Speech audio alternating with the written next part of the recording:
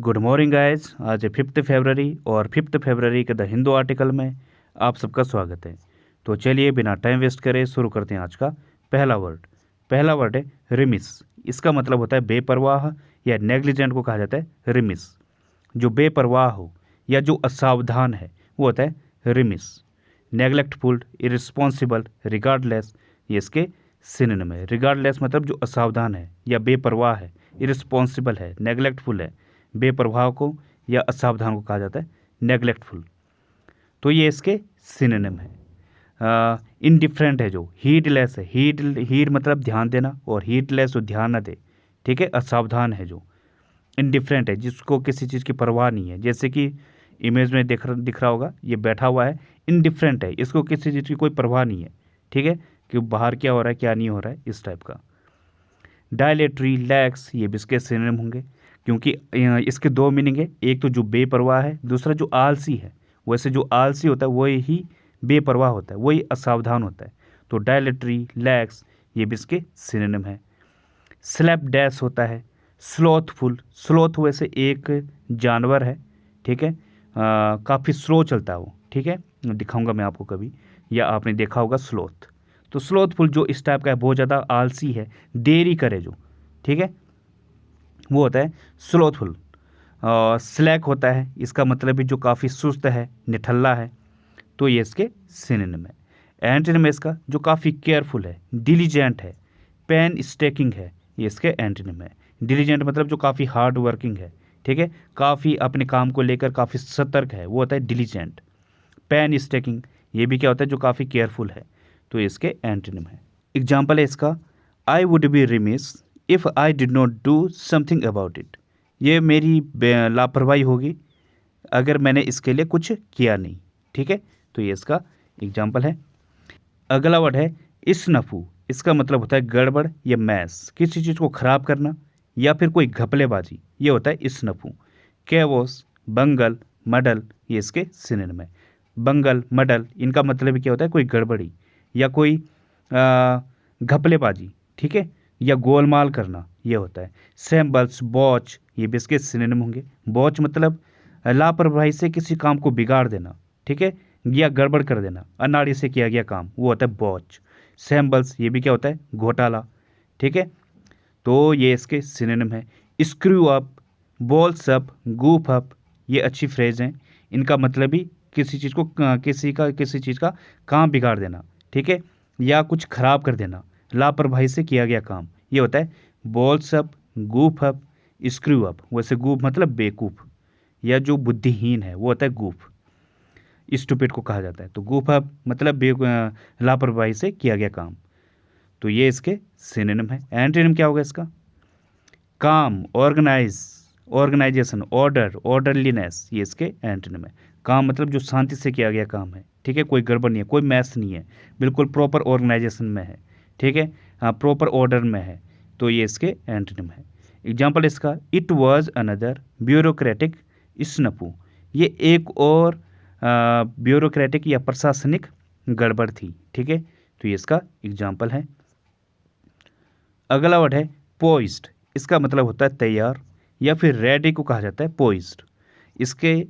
इसको आप ऐसा समझोगे, इसका मतलब तैयार रहना। अगर आप अपने आत्म संयम में हो, ठीक है, काफ़ी कंपोज्ड हो, या आपने कोई चीज़ बराबर तरीके से बैलेंस्ड की हुई है, वो होता है पोइज्ड। जैसे इमेज में दिख रहा होगा, अब ये कैसे हैं, काफ़ी बैलेंस्ड है, अच्छे ढंग से तैयार है, ठीक है। जब आप खुद कभी जैसे फाइट के लिए रेडी होते हैं, एक पैर आगे करते हैं एक पीछे, अपना बैलेंस बनाते हैं, फिर रेडी रहते हैं, ठीक है, ये होता है पोइज्ड।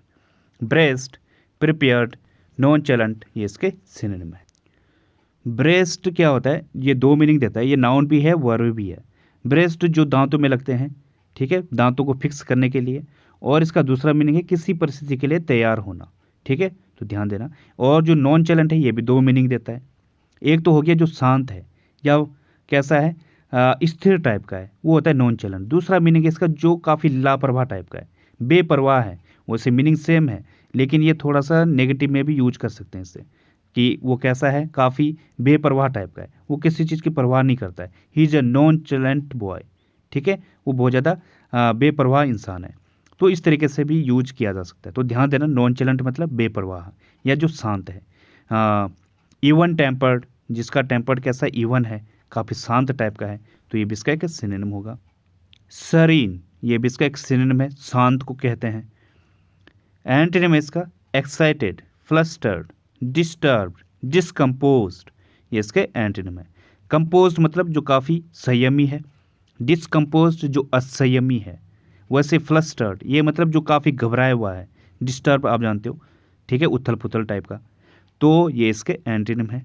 एग्जाम्पल इसका, he stood poised for the jump, वो जंप के लिए तैयार हुआ, ठीक है, तो ये इसका एग्जाम्पल है।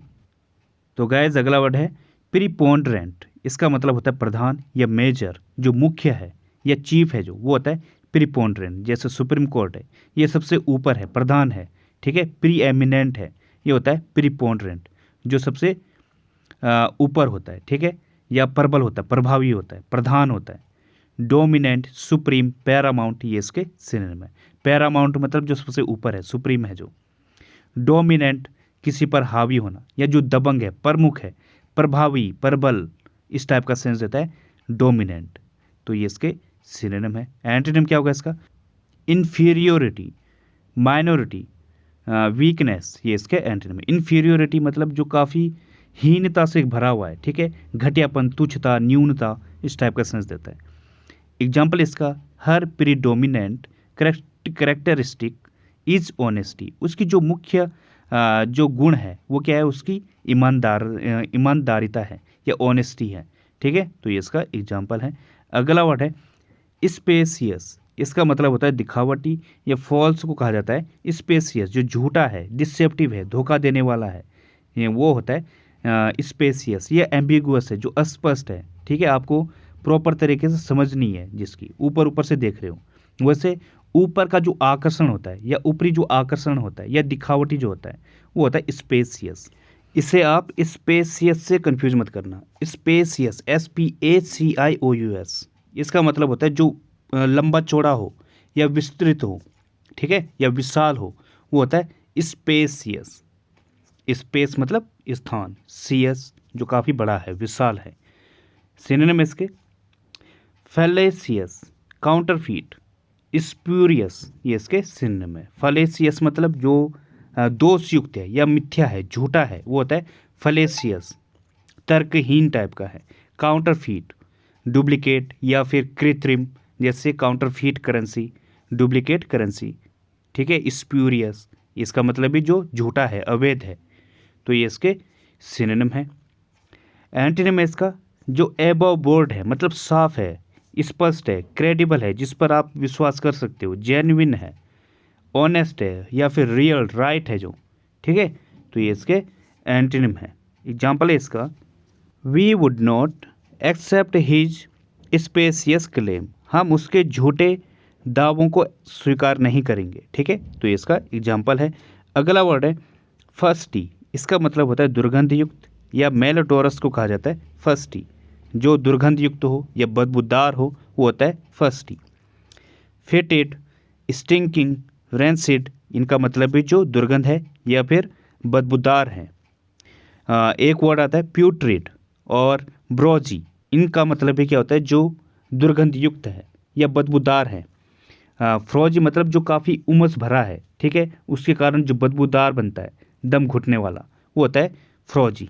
एंटोनिम है इसका एरोमेटिक, फ्रेगरेंट, स्वीट, ये इसके एंटोनिम है। फ्रेगरेंट मतलब जो सुगंधित है, खुशबूदार है, ठीक है, ये होता है एरोमेटिक, जिससे खुशबू आ रही हो, सुगंधित हो जो, ठीक है, तो ये इसके एंटोनिम है। एग्जाम्पल इसका, this blanket smells a bit fusty, इस ब्लैंकेट से, इस कंबल से हल्की दुर्गंध आ रही है, ठीक है, तो ये इसका एग्जाम्पल है। तो गाइस अगला वर्ड है स्कैरिलस, इसका मतलब होता है निंदापूर्ण या एब्यूसिव को कहा जाता है स्कैरिलस, जो निंदापूर्ण हो या अपमानजनक हो, ठीक है, कोई टिप्पणी या फिर कोई बात या कोई कार्य वो कैसा हो, निंदापूर्ण हो, ठीक है, अपमानजनक हो, बेहुदा हो, ठीक है, अश्लीलता से भरा हो, इस टाइप का सेंस देता है स्कैरिलस। सिनोनिम इसके विचुपरेटिव, पजेरेटिव, स्लैंडरस, ये इसके सिनोनिम है। इनका मतलब भी जो अपमानपूर्ण है या निंदापूर्ण है। इंडिसेंट है जो, ठीक है, तो ये इसके सिनोनिम है। एंटोनिम है इसका जो काफ़ी ग्रेसियस हो, शिष्टता से भरा है, ठीक है, शिष्ट को कहा जाता है ग्रेसियस। रिस्पेक्टफुल हो, लाउडेटिव हो, जो सराहनीय हो, पोलाइट, शिष्ट, ठीक है, तो ये इसके एंटोनिम है। एग्जाम्पल है इसका, he wrote a scurrilous piece about me in the local press. उसने स्थानीय प्रेस में मेरे बारे में निंदापूर्ण लेख लिखा, ठीक है, तो ये इसका एग्जाम्पल है। अगला वर्ड है एक्स्ट्रापोलेट। इसका मतलब होता है मूल्यांकन करना या एनालाइज करने को कहा जाता है एक्स्ट्रापोलेट, ठीक है, किसी चीज़ का मूल्यांकन निकालना या किसी चीज़ को अगर निष्कर्ष निकालना। डिड्यूस, कंक्लूड, जनरलाइज, ये इसके सिनोनिम है। तो ये होता है रेकन होता है, इसका मतलब ही मूल्यांकन करना या गणना करना, ठीक है, और एड्यूस, इन्फर, ये भी क्या होता है मूल्यांकन करना, एड्यूस और इन्फर, तो ये इसके सिनोनिम है। एंटोनिम है इसका डाउट, मिसकंसीव, गैस, ये इसके एंटोनिम है।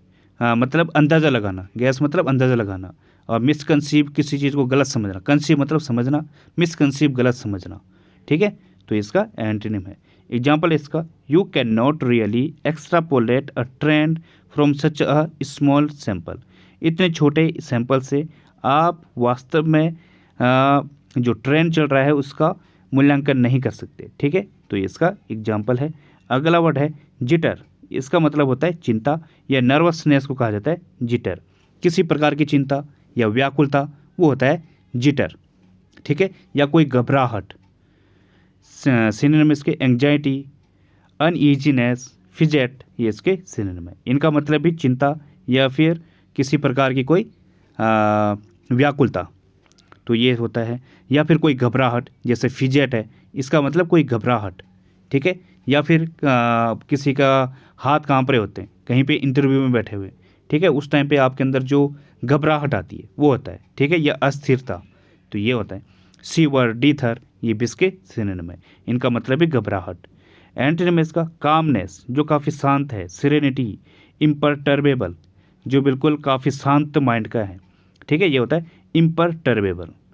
एग्जाम्पल इसका, I always get the jitters before exams. Exam से पहले मैं हमेशा ही क्या हो जाता हूँ, काफ़ी नर्वस हो जाता हूँ या चिंतित हो जाता हूँ, तो ये इसका एग्जाम्पल है। तो गाइज आज की पहली ईडियम है अ लाफिंग स्टॉक। इसका मतलब होता है एन ऑब्जेक्ट ऑफ रिडिक्यूल, जो हंसी का पात्र हो या हंसी का पात्र बन जाए उसे कहा जाता है अ लाफिंग स्टॉक।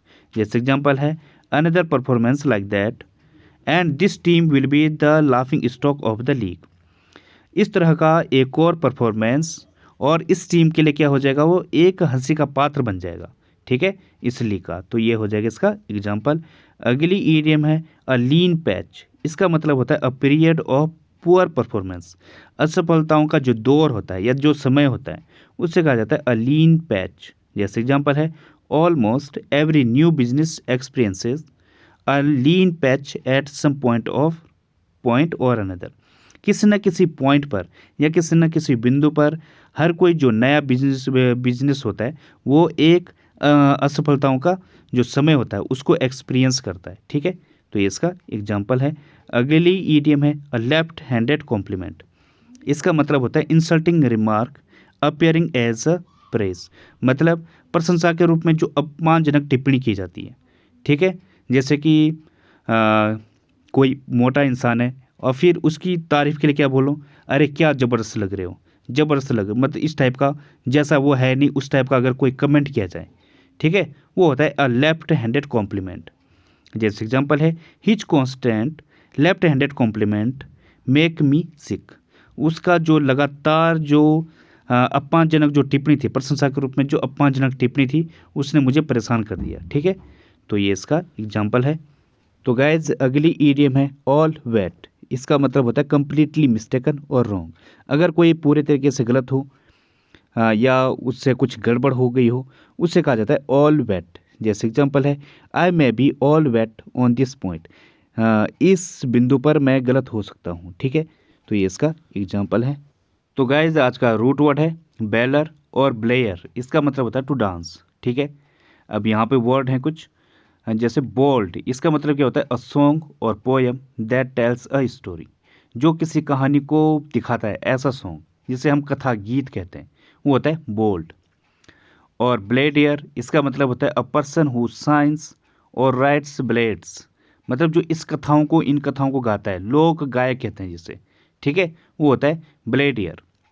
और ballot a type of very skilled and artistic dancing with carefully planned moment, जो नृत्य नाटक होता है, ठीक है। आपने देखा होगा वो जो टॉयज होते हैं, जो नीचे के अंगूठे होते हैं पैरों के, उन पर खड़ा होकर डांस करते हैं, ठीक है। इस तरीके से बिल्कुल एक अलग स्किल्ड होती हो, ठीक है, वो होता है बैलेट।